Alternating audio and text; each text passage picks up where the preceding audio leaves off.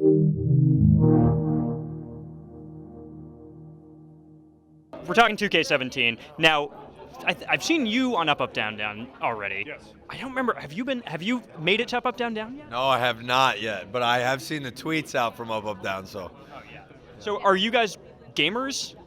Would you consider yourself gamers? I wouldn't consider myself a gamer. Like when I was in college, I played a lot of Call of Duty and a lot of NBA 2K. I still play a lot of NBA 2K. But as far as a gamer, no, I wouldn't say I'm a gamer. I play one video game, and I play it rather consistently when I do have the time, which I do not anymore, so I haven't played in forever.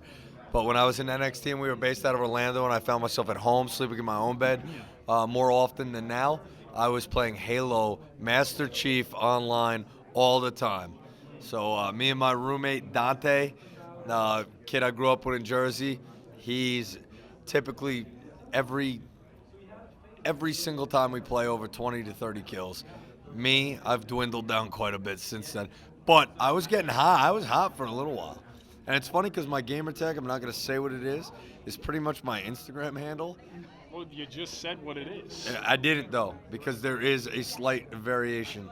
So people might not get it. But it's funny when people ask me, I'll be playing and I hear them on their headset and they'll be like, a couple times it's happened. Be like, is that Enzo Amore over the headset? 'Cause they see it. It's funny. I don't have a headset, so I can't respond. Now, did you guys play a lot of wrestling games growing up, at least?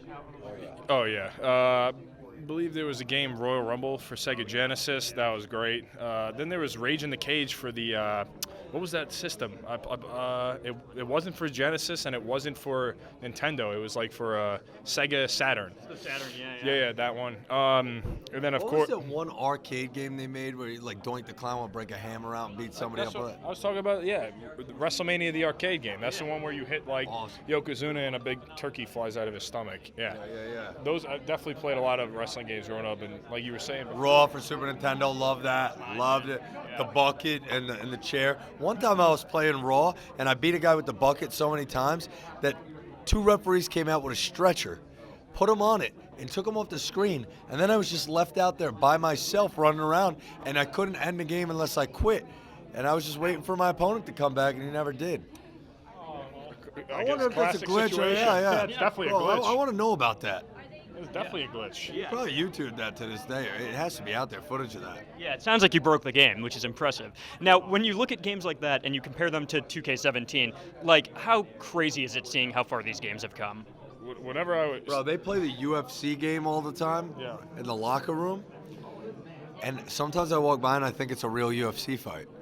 You know, it's nuts, man. you watch, I was first time I saw myself in 2K, which was last year.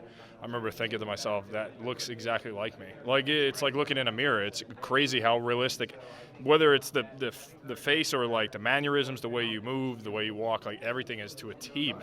I don't know who I got to talk to in 2K, but one of the things I remember about NWO versus WCW Revenge was the options for Rey Mysterio's colorways for his masks and attire.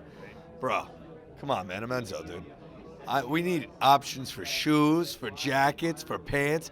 Every time I come through the curtain, I should be in something different. Yeah. That's just how I feel. Yeah, open letter to 2K. Now, you mentioned kind of gaming backstage. With Up, Up, Down, Down, I mean, a lot of gaming has been brought backstage. How does that, like, kind of affect the locker room, you know, like the mentality back there? They play a lot of video games in the locker room. Me and Big Cass haven't gotten into it yet.